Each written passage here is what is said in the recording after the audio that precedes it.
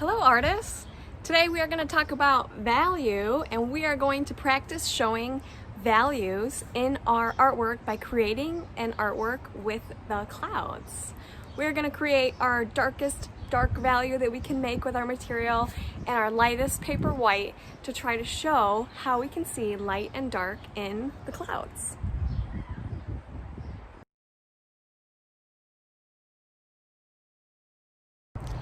Search around a little bit until you find a cloud that you're happy with. Remember, you want to try to find a cloud that's got lots of parts that are light and lots of parts that are darker. And remember, all of the space around our cloud is going to be even darker, probably, than what is the dark part inside of our cloud. Once you've found your clouds, you want to get started. Clouds might move a little bit quickly on you, so you want to work a little bit fast. You might notice, you might be lucky that you have a cloud that has parts that are lighter and parts that are darker, like mine does. A cloud that has a nice range of values is going to be great for this. I'm going to get started with a really light white crayon, a medium gray crayon, and a dark black crayon. And since my white is a little bit lighter than my paper, I'm going to just start with my white, and I'm going to try to locate which parts of my clouds are the lightest. So for me, the parts of my clouds that are the lightest are the parts that are on the very, very top. So I'm going to start to identify those really, really light parts for me on the top of my clouds. Once I'm happy with that, then I can start to get a little bit darker. It's going to be a lot easier for me to darken up parts of my picture than it is going to be for me to lighten them up. So it's easier to start a little bit lighter and work a little bit darker. So next, I see some parts of my cloud kind of in the middle are darker, but I still do see some light parts throughout. So I'm going to try to break down these dark parts into different shapes and put those different shapes on my paper. So following the shapes with my eyes, looking back and forth at my cloud and at my paper, and adding in those dark parts. Now, if I decided that I wanted to lighten up some of this gray, think about what could I do since I've already put this gray down. What might I be able to do to try to lighten it up? Yeah, I can put some white right on top. So if there is a part that I think I want to lighten up, or I want to try to have it blend a little bit better, I'm going to go ahead and try to put a little bit more white right on top. Now, once I'm happy with these shapes, and already my cloud looks so different, I need to work a little bit faster, but now that I'm done with these shapes, I want to start to put in my darkest parts. And my darkest parts for me are probably going to be these blue parts that I see throughout. Wow, my cloud looks so different, but that's okay. So now I'm going to start light, and I'm going to start to draw the blue of my sky, but I'm going to draw it as black because this is just a picture of values. This is just light and dark. I'm not really worried about blues and whites. I'm just worried about showing light and dark. So I'm getting my dark on there. Oh my goodness, my cloud is going away. That's okay.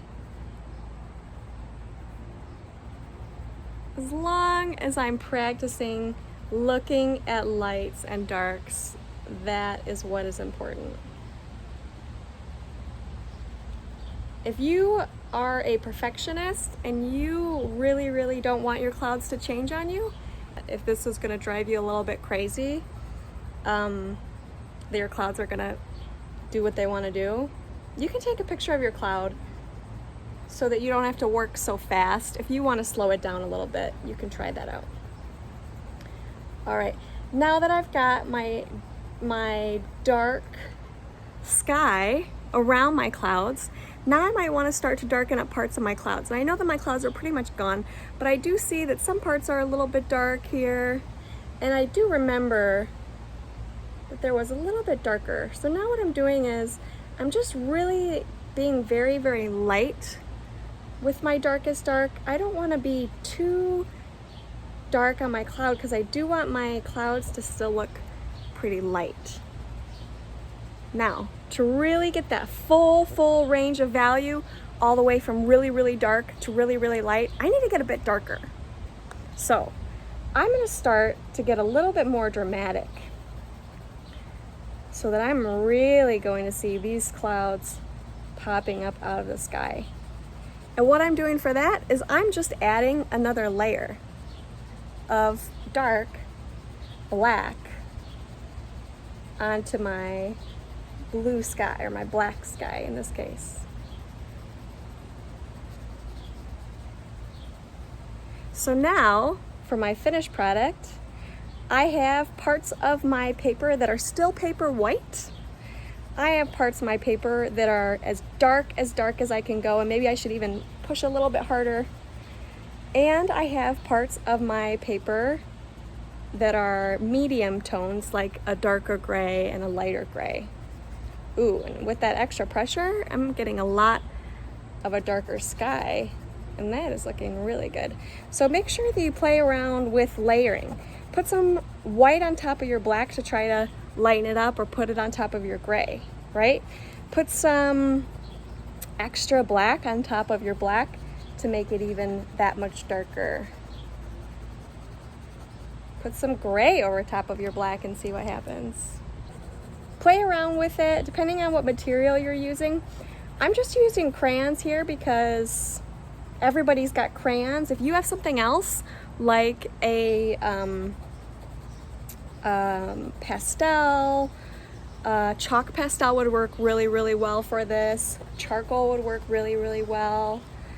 But keep in mind that you're gonna want to be a bit careful because it will be able to smear on you, which you can play around with. So I actually have a little bit of charcoal here, so I'll show you what I mean.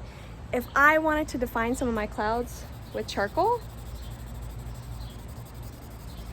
I'm gonna get a really, really dark line. So it's gonna be a little bit easier than working with crayon, but crayon's okay too. But with my charcoal, something that's kind of cool, and I'm gonna use a napkin to do this, is that I can actually spread that color around to define my cloud, which is pretty cool.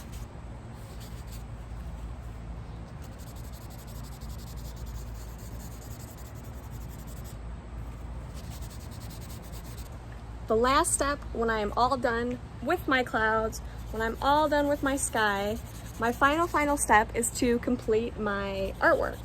So you have a choice. You can just have your artwork be clouds, or if you want this space, choose what you're gonna do with it.